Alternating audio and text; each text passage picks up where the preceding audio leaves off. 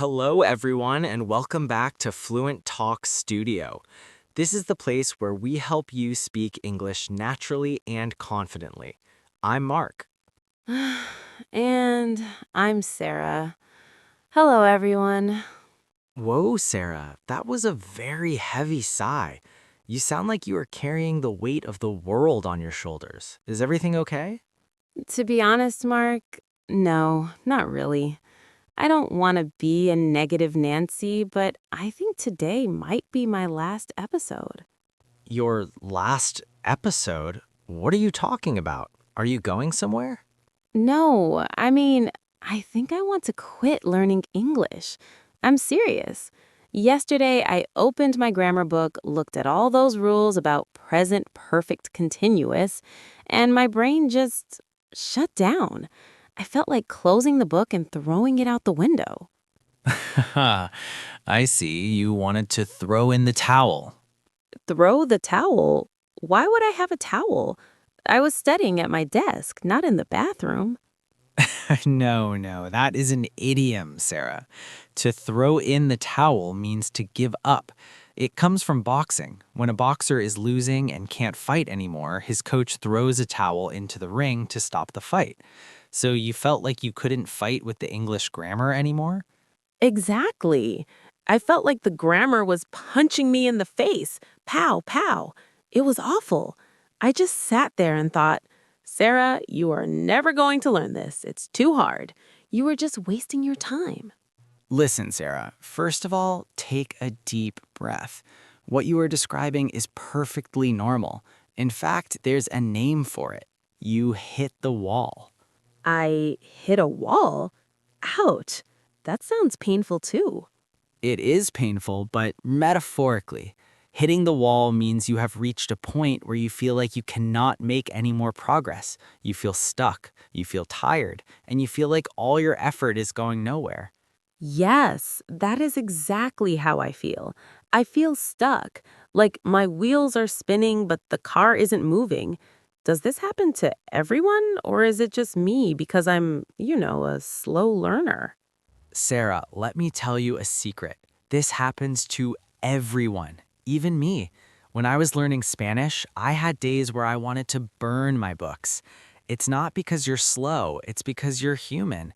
Learning a language is a marathon, not a sprint. And right now, you're just tired of running. A marathon, huh?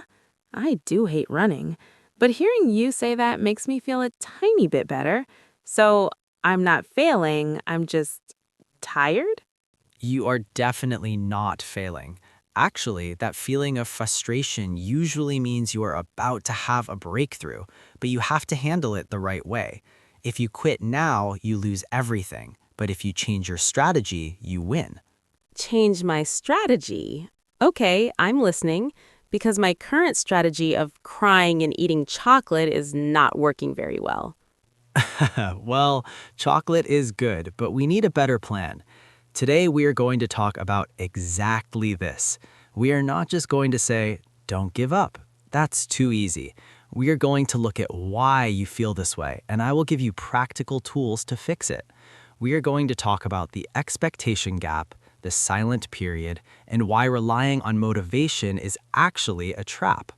Wow, that sounds serious. The motivation trap? I thought motivation was good. It is good, but it's dangerous if you rely on it too much. But we'll get to that later.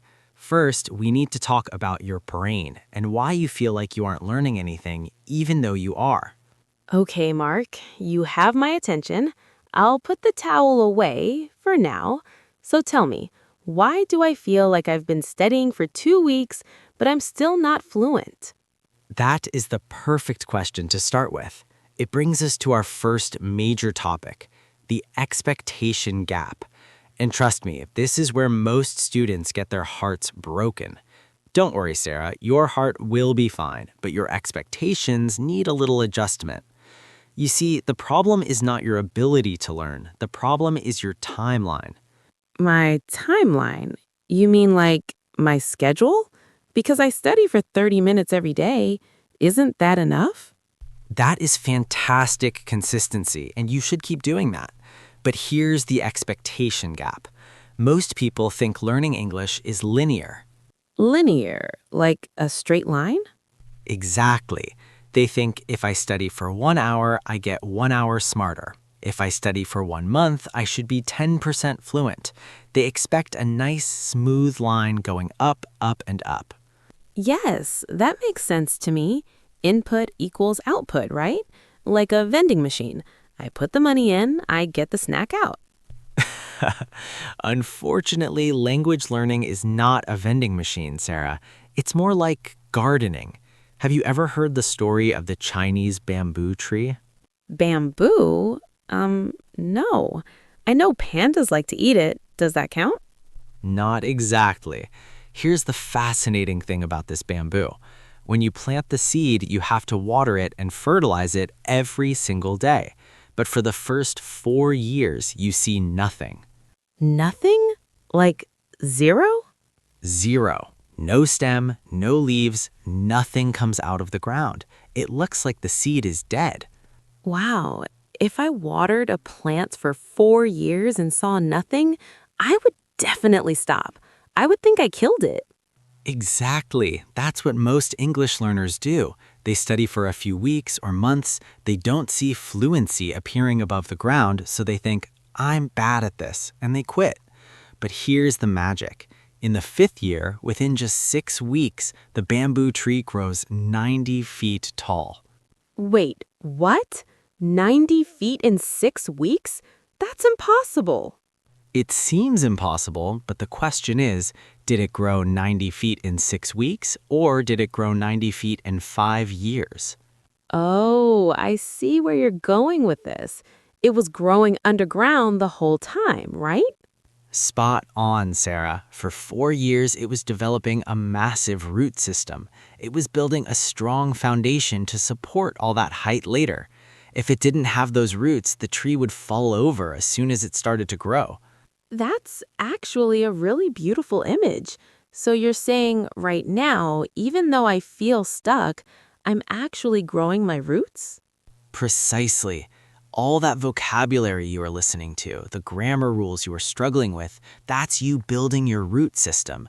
You can't see the results in your speaking yet, but deep down in your brain, the connections are forming. Okay, that makes me feel a lot less like a failure. I'm not stuck, I'm just underground. You are underground preparing to shoot up, but you have to be patient. You know the old saying, Rome wasn't built in a day. Yeah, I know. But Mark, it feels like Rome is taking forever to build. Patience is a virtue, Sarah. The problem arises when you compare your chapter 20 to someone else's chapter 20. You want the result without the root building phase. You're right. I want the 90 feet tall part, right now. I want to chat with native speakers and sound cool. But okay, I accept the bamboo theory. I am a bamboo. I'm growing roots. But Mark, there's still one thing that drives me crazy. Even if I'm growing roots, why is it that I can understand what you are saying perfectly right now, but when I try to speak, my mouth feels like it's glued shut? It's so frustrating. Is that also part of the bamboo thing? Ah, that is a slightly different issue, but it's equally common. You're describing the difference between input and output. And believe it or not, there's a scientific name for it, what you're experiencing. It's called the silent period. The silence period? That sounds like a horror movie title. Coming this summer, The Silence Period. It's not scary, I promise. In fact, understanding this concept might be the key to stopping you from quitting. Look, nobody is telling you to be silent forever, Sarah, but think about babies for a moment. Have you ever seen a 1-month-old baby give a speech? Of course not. That would be terrifying. A baby giving a TED Talk? No way. Right, a baby listens. For 1 year, maybe 2 years, they just listen. They listen to their parents, the TV, the people on the street.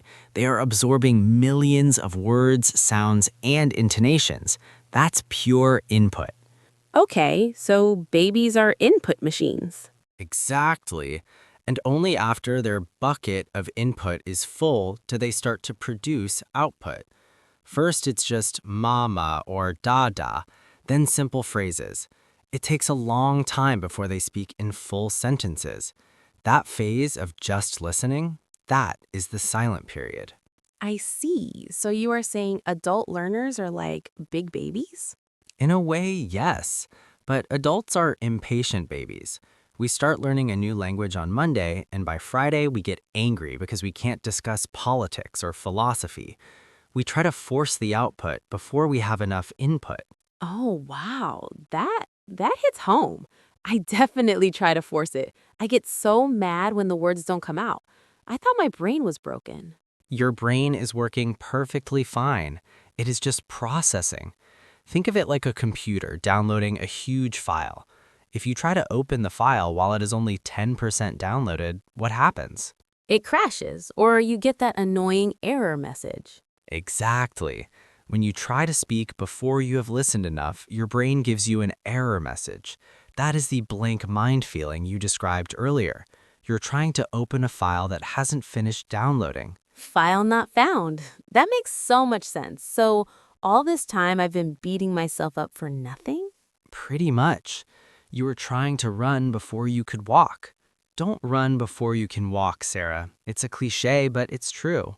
Okay, so if I'm in my silent period, what should I do? Just zip my mouth and not say anything? That sounds boring. Not exactly. You don't have to be mute. You can practice shadowing, repeating what you hear, or talking to yourself. But the key is don't pressure yourself to have complex conversations yet. Focus on feeding your brain. Listen more, read more, fill that download bar up to 100%. Fill the download bar. Got it. So I should stop worrying about my speaking for a bit and just enjoy the listening. Yes, enjoy the stories, enjoy the music.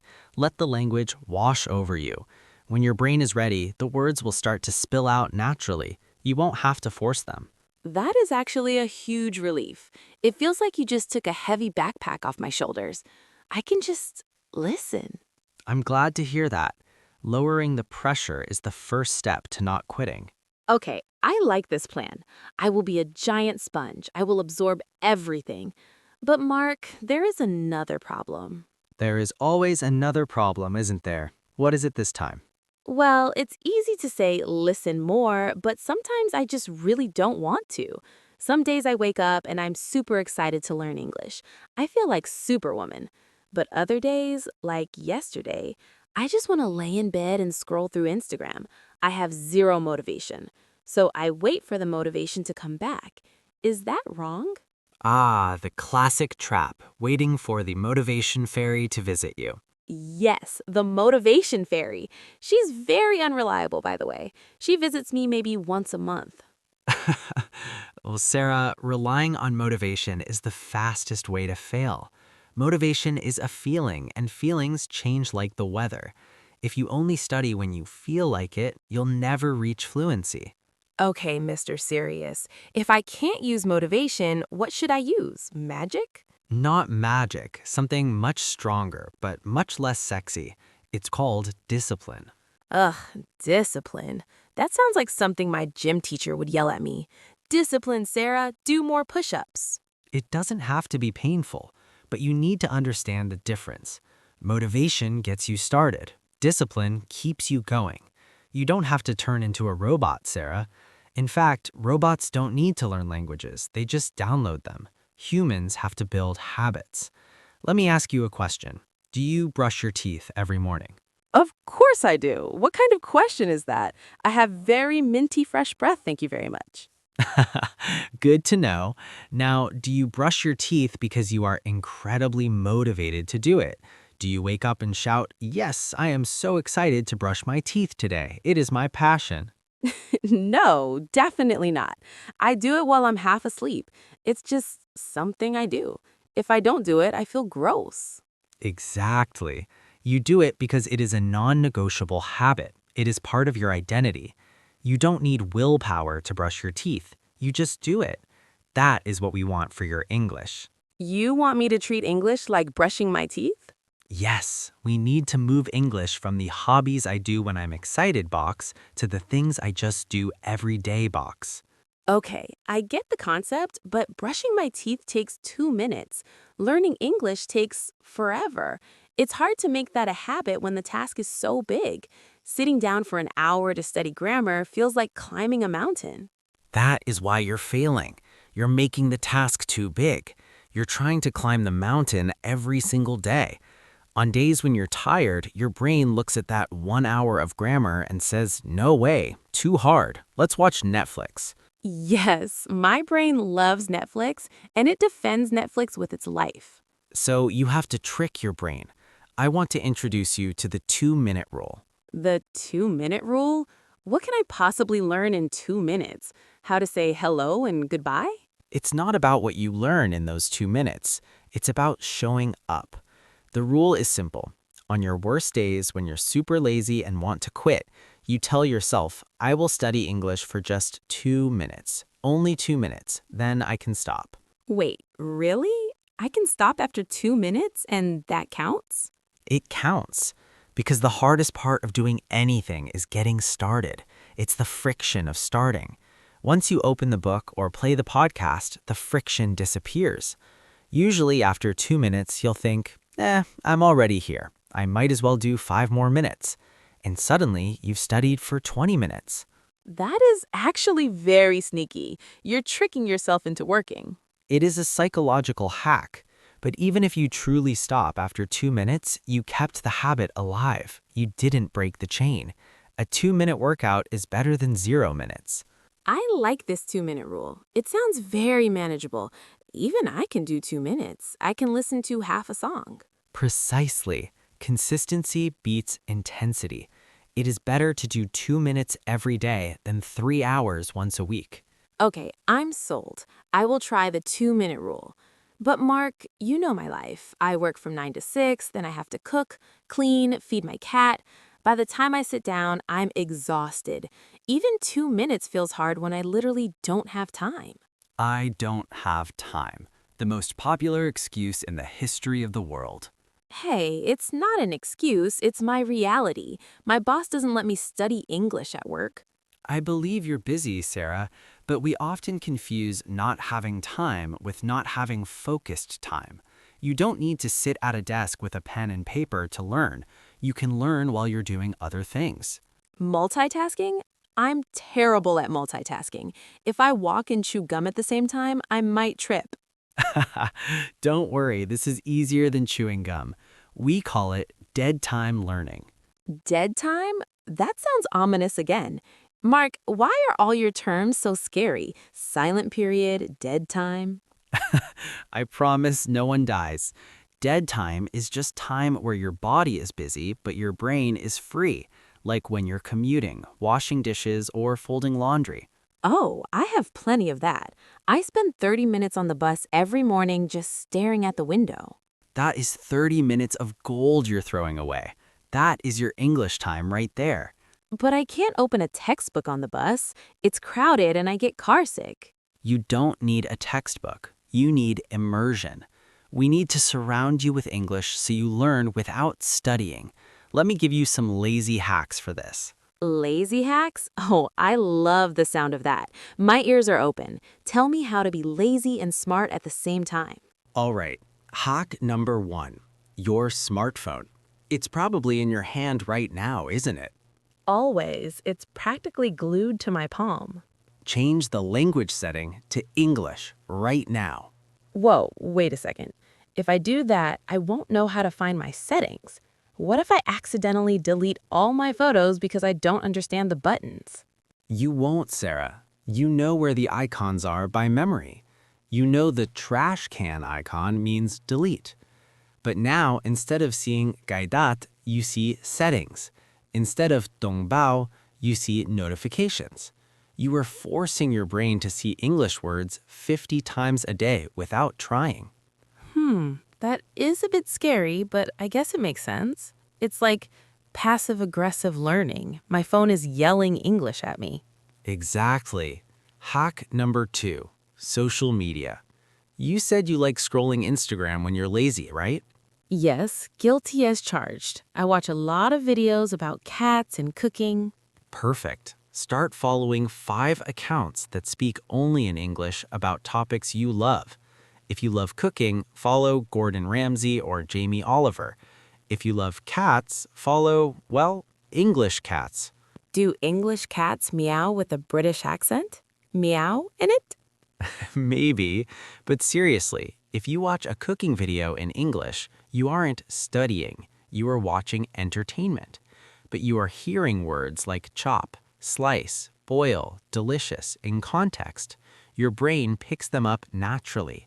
That actually sounds fun, so I don't have to watch boring learn English grammar videos. I can just watch a guy making a burger? Yes, please watch the burger guy because you will actually pay attention to him. The best learning happens when you are interested in the content, not just the language. Okay, I can do that. Change phone language, follow burger guys. What else? Hack number 3, sticky notes. Sticky notes? Like those yellow pieces of paper? Yes, most people write the word table and stick it on the table, or fridge on the fridge. That is okay, but it's a bit boring. I want you to level up. Write chunks or phrases. Chunks? Like chunks of chocolate? I wish. No, chunks of language, collocations. Instead of just writing fridge, write open the fridge or empty fridge. Instead of mirror, write look in the mirror. Oh, I get it, because we don't just speak in single words, right? We speak in phrases. Bingo! You are learning how words fit together. So every time you go to open your fridge to get a snack, you see open the fridge. You say it out loud. It becomes a reflex. That's clever. My house is going to look like a crazy person lives there, covered in yellow paper. A crazy person who speaks excellent English. Fair enough. I accept my destiny as the crazy sticky note lady. Okay, Mark, these are great tips for input and immersion.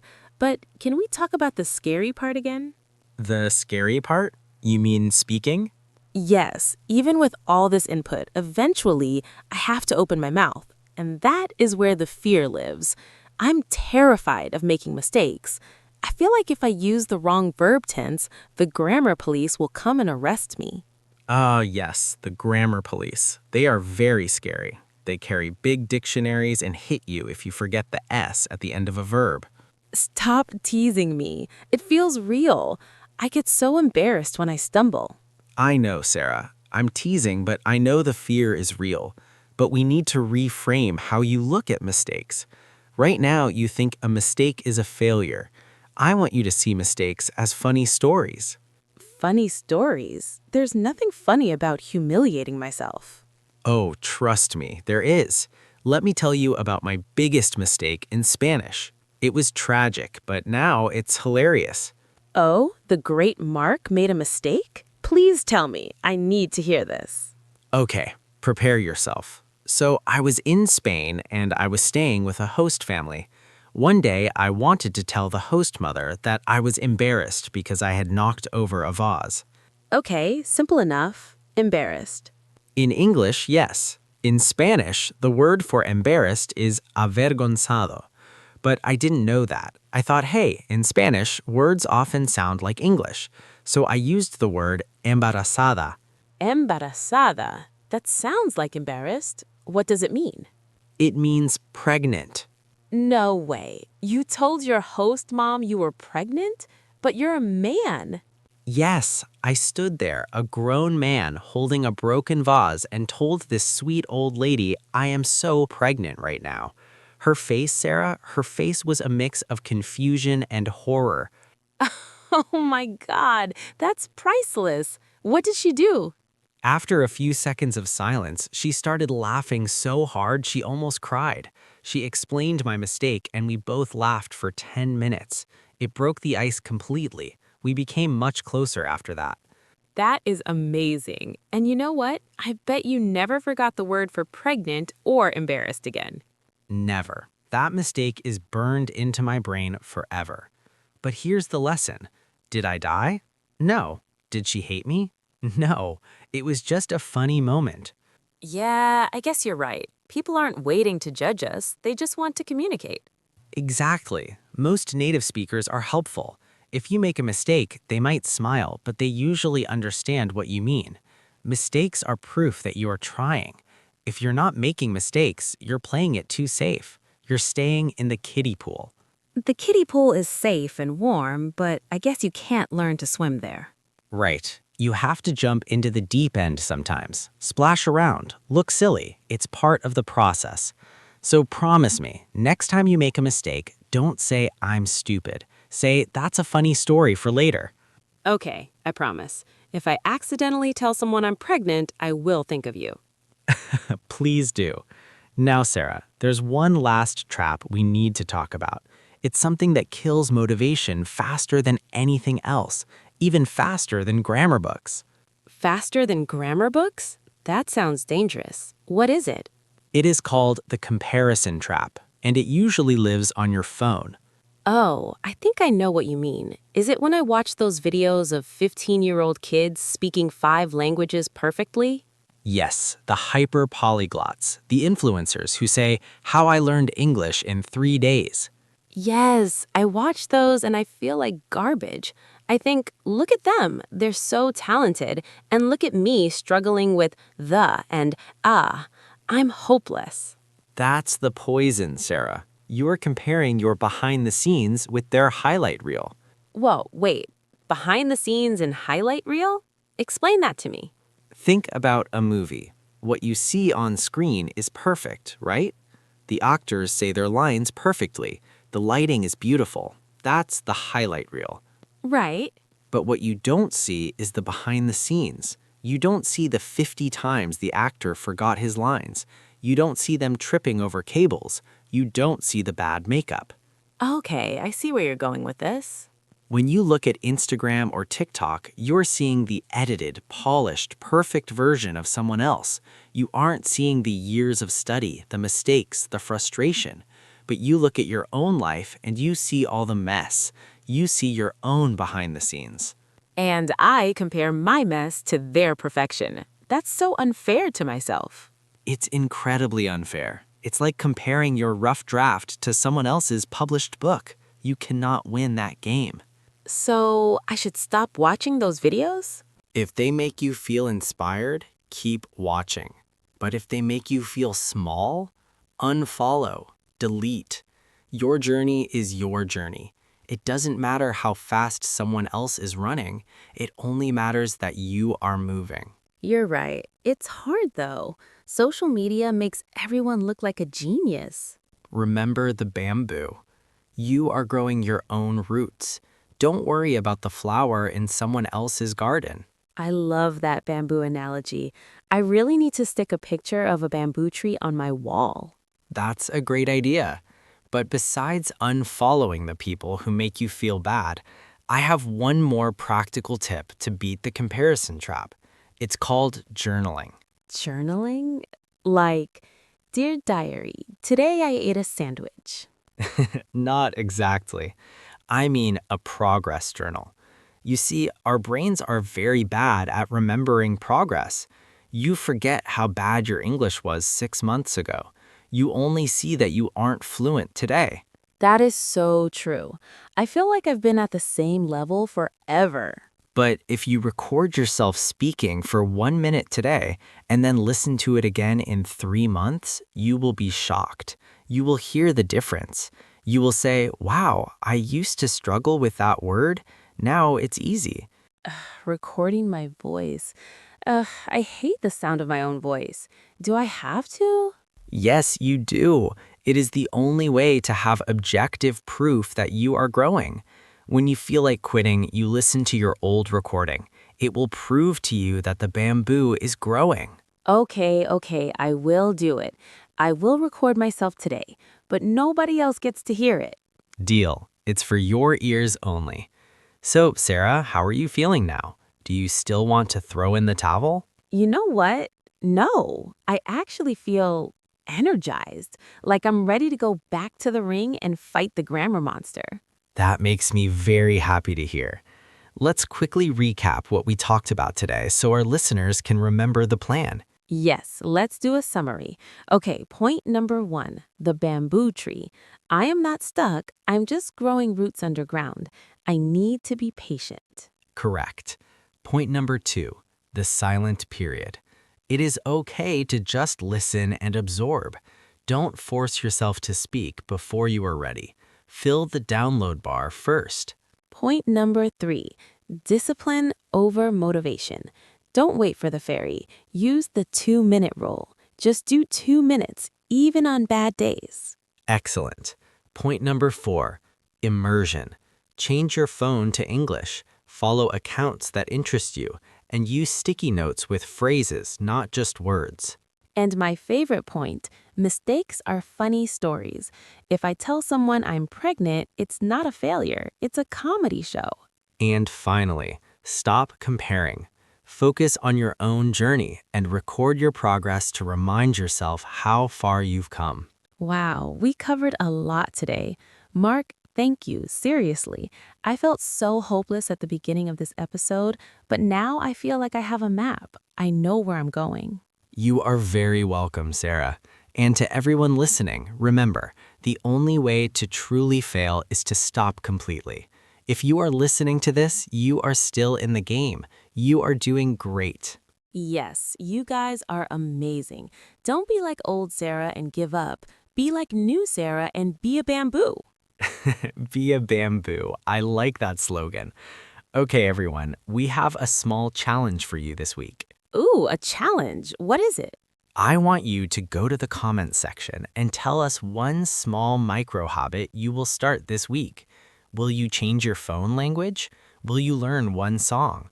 Will you do the 2-minute rule? Let us know. Yes, please tell us. We read every comment. I want to see what you guys are doing. Maybe someone else will try the sticky note idea. All right, that is all for today. Thank you for listening to Fluent Talk Studio. Remember to subscribe if you want more honest conversations about learning English. And hit that like button if Mark's pregnant story made you laugh. Yes, please do. See you next time, everyone. Trust the process. Keep moving forward. Bye, guys. See you later. Goodbye.